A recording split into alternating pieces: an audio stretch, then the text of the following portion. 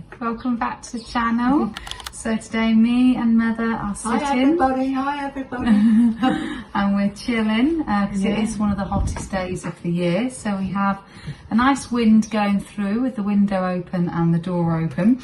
So we're going to do a bakery video today, and it's all about Sunday lunch apple and blueberry pudding, and it makes 12 squares. So this is the one we're going to be making, and it's out of the Mary Berry's Love to Cook book. Oh, it's just the door slamming, it's alright. Is it just that? We'll leave it, Mandy. We'll leave it for now, it's fine. I'm just worried about your glass, but there isn't any glass in there. No, it's fine. I was thinking your glass.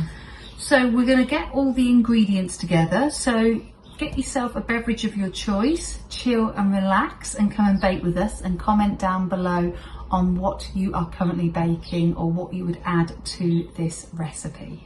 So the ingredients you need for this recipe is 225 grams of baking spread, or you can use butter. I've got a bit of baking spread left, so I'm going to mix the rest of the butter in, but it does say the baking spread, well, Mary says it's better with the baking spread.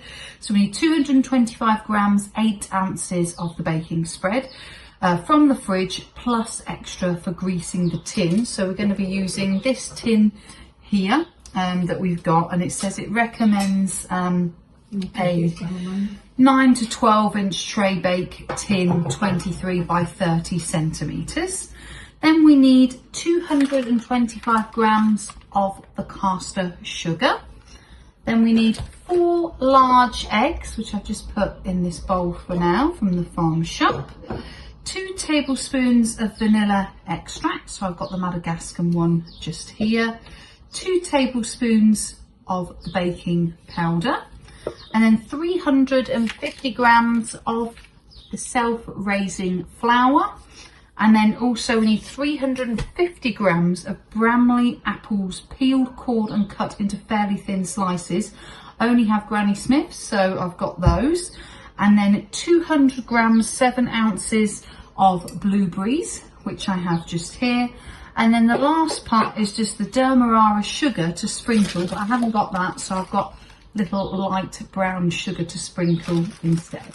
So I'm going to first preheat the oven, and that will be at 180 degrees to 160 gas fan 4, and I'll grease the tin, and then we're going to measure the baking spread, the caster sugar, the eggs, vanilla extract, baking powder, and also the flour into the bowl, and then we're going to whisk it with an electric whisk, combined light and creamy. So I'm going to put you on a time lapse.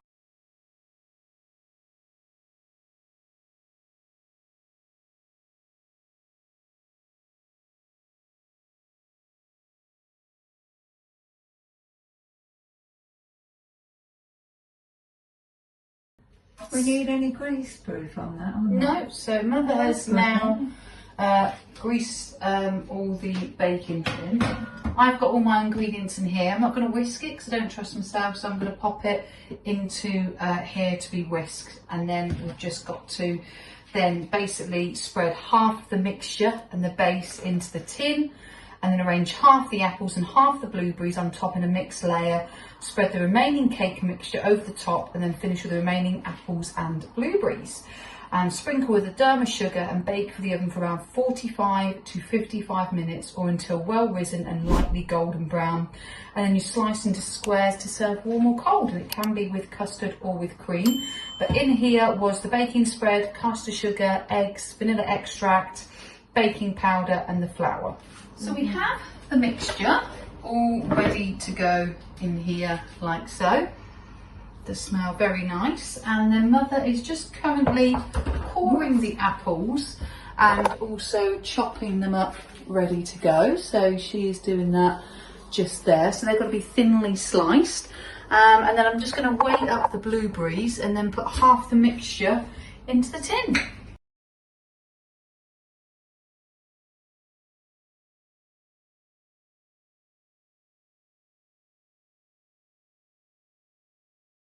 So I finally have the apple Bramleys all in. Well, not the apple Bramleys because I use Granny Smith, and the blueberries. So that's all cooking in there, and I've got to leave it in there for 45 to 55 minutes. So the moment of truth, we are going to take out the baking goods and see how we're getting on with it. It does smell absolutely lovely. It does, doesn't it, Mandy? Yeah. Really smells lovely. Let's take my time when pulling it out. And I'm going to show you it down here, guys, to see what you think of it. So here is the cake. It's just come out of the oven, so it does look very, very nice. And all I'm going to do is just pour the 𝗙liche sugar over the top of it, and then it's all good to go. So I've just sprinkled the brown sugar over the top, and that is our cake all ready to go. So I really hope you enjoyed this video. Please like, subscribe and hit the notification bell, and follow me on my socials of Facebook, TikTok and Instagram, and I'll leave that all in the description box down below along with the recipe. And comment below on how you thought it went and what you would do differently and what you're cooking at the moment. And I'll catch you later on the week, guys. Thanks, bye.